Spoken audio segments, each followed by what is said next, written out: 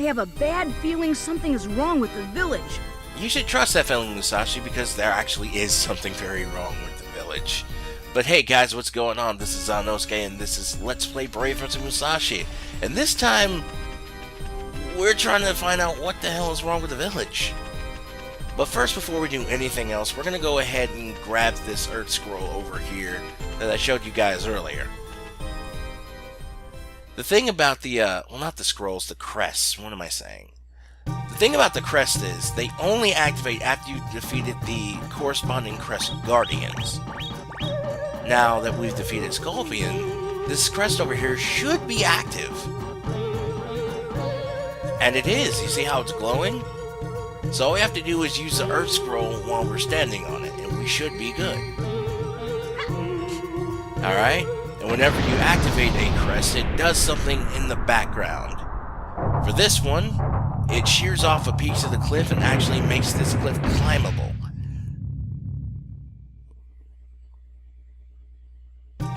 Alright, so let's climb up here and see what's actually going on.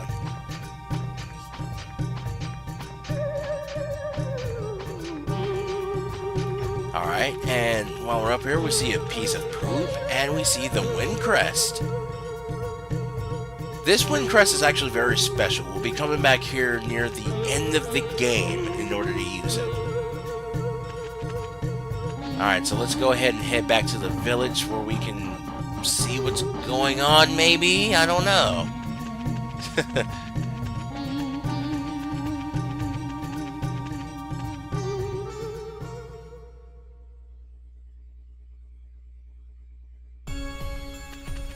Okay, currently 8 o'clock. Nobody's awake or around yet.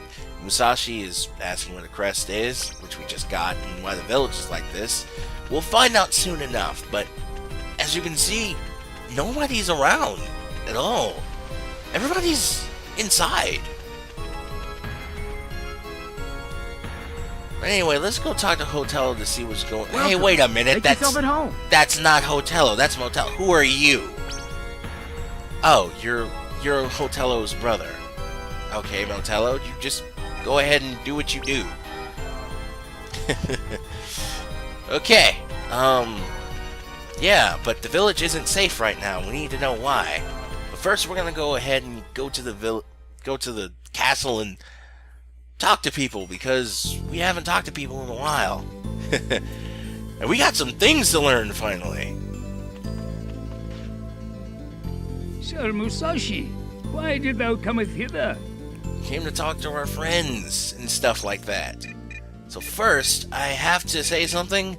I'm actually rather embarrassed, because you remember that maid I talked about being a flavor character and not knowing what she did? Yeah, that's false. I completely and totally forgot that she does what she's going to do in just a minute after we talk to Hawker Steakwood. Hawker Steakwood tells us exactly how we need to get the Minkus, which we already know, which is they come out at night, they store longevity berries in their mouth, and we have to lift them up and throw them to get the berry. And they move very quickly. So this is kind of a challenge. But yeah, thanks buddy, we already know. Anyway, let's talk to the maid, because she actually does something very special, and I'm so embarrassed that I forgot this. What she actually does is she teaches you the first technique in the game. And apparently she really hates flies. But anyway, while this music is playing, that means that we are learning something. And what she teaches us is the dashing pierce. Basically, whenever you're running, meaning you have dust clouds flying behind you, press square and you'll pierce the enemy by thrusting your sword. It's kind of cool. You shouldn't be ashamed. You killed a fly. It was cool. Alright, so let's go ahead and talk to all the people that we participated in that battle with Scorpion with. Your soldier, Lardwick, who comments on our mission being a great success. Success! And there's who are we looking for? We are looking for the carpenter. There he is. Carpenter Carvey. He also everybody pretty much comments on how everything was a big success and we did such a good job. And he's got to get back to his real job, so we'll leave him alone. Here's a mercenary, Meatloaf. Why is he? I don't get this guy's verbal tick, repeating everything he says twice. And finally, we're gonna go ahead and talk to Night Lordwig, who will teach us our second technique.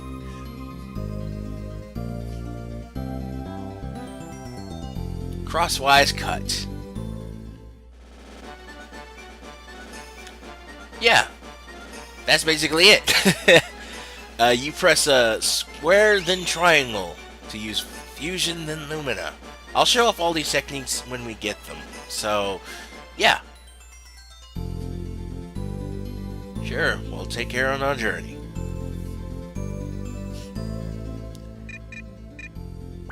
And this is Shepherd Beefalo, and he basically is now keeping tally on how many minkus we have caught so far. It's a useful thing to do. Okay, you do that and apply first aid and let them go back into the wild. And here's acrobat sausages. Now we could learn a technique from this guy, but we actually need to talk to Clown Weenie because he's the guy running the show. Also, we can't talk to Clown Weenie yet because the thing that we need, we don't actually have. And here's a knitter. She's the one that told us about the legendary cloth, and she also gives us a hint about where we can actually find it. Hidden in a place with old ruins. We haven't run into any place with old ruins yet, so we'll have to keep an eye out for that.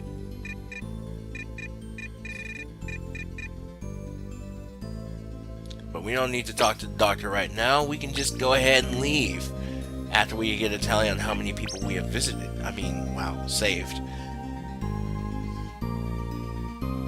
Alright, we're Take done. care on your journey. We're just gonna go ahead and continue on, and maybe, just maybe, we can figure out what's going on with the village. But first, let's go talk to Scribe Shaky, because I forget that this guy talks about people. Oh, Sir Musashi, been waiting for you. Okay, let's talk. Oh, I must tell you that the princess is in fact very delicate, like me.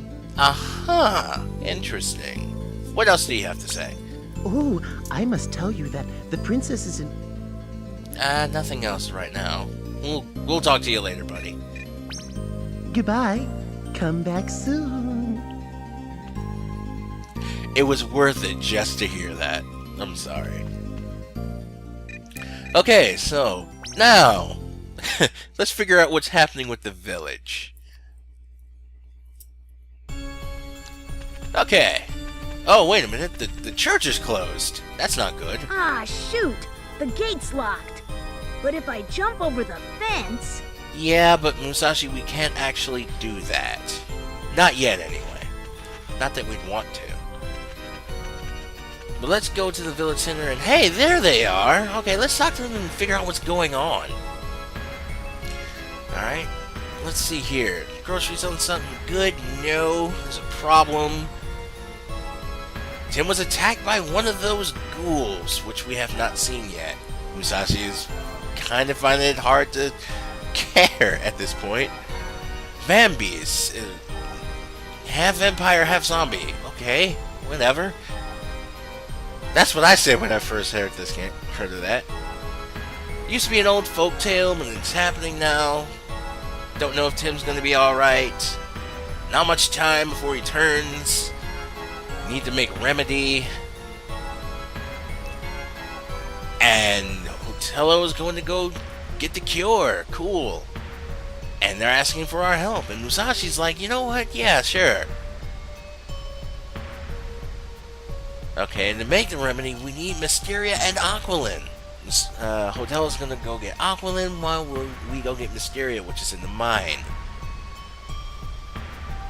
And he's concerned about the Bencho type being harmful to us. When I explained that little thing that we grabbed, Bencho type, yeah, that's kind of what we got. We don't have to worry about Bencho tight. Bencho Lawn is the one we need to worry about. I keep getting those two mixed up, but the raw form of whatever the Bencho is, we don't want to touch it because it's actually very poisonous. So I gotta go to Windmill to talk to Win, and unfortunately he only wakes up in the middle of the night. 12 o'clock to be precise, that's when he wakes up. Alright, and Hotelo's gonna go ahead and go off to Twin Peak Mountain, and we're gonna go wait for Sid to wake up. It's currently 9:45. Looks pretty deep, and no way back up. And the well isn't accessible right now. We can't get any water. We're probably going to have to explore that later. And as I'm trying to demonstrate here, nobody is answering their doors. No one's exploring. No one's doing anything. No one's working. So the village is pretty much at a standstill right now. The only things that are open to us right now are the shops. And that's it. So let me go ahead and go in here to Somnolent Forest. I think I said that right.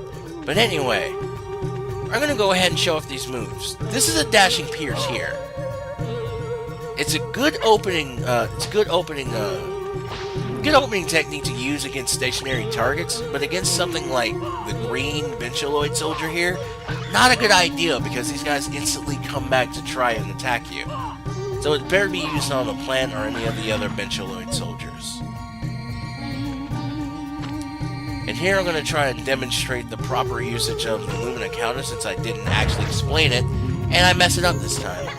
But basically, charge up fusion like you're going to use one of the scrolls, and press triangle as soon as you block a hit. And that's basically Lumina counter. It is the strongest attack in the game, and we should be using it more. This is a crosswise cut. That sign comes up every time you use it properly. Okay, and before we leave the forest, I'm going to show you a couple of things. If you go to Steamwood Forest at any other Steamwood, Waste of time to go in. At any other point besides when you're supposed to, you'll just comment on how it's a waste of time to go in. Alright. And waiting a couple hours later, I'm going to go ahead and grab this Miku up here near the Windcrest. Alright, and with that, we are now at 300 health points. We are doing very well. Alright, so let's go ahead and go back to the village and talk to Wid. But first, let me show you something, because this is a very important point that I'm about to make. The bar is closed, right? So why are the ghouls coming from it? Yeah, they're coming from here, and I'll show you. Where do these ugly ghouls come from? I'll show you when we actually, know what's going on. But right now, these ghouls, they're just kind of harmless to us. They can't hurt us, and we can't hurt them. Kind of neutral right now. But basically, yeah. Those are the ghouls. Those are the things that actually managed to get Tim. But anyway, here's something that I did not know existed in this game. So I came up here with the purpose of getting the Miku that actually spawns over there in the arena where we fought Scorpion. And guess who's standing there? It's Otello. Just in case somebody came up here to try to get Aqualin first. He's like, hey, you should be getting Mysteria. Go back to the village. And I try again to see if I can actually get over there, and I can't. So, yeah. Looks like he's forcing us to get Mysteria. But hey, something new. That's kind of a thing with my LPs. I always learn something new about the game that I LP. Alright, so let's go ahead and talk to Wid and see what he has to say.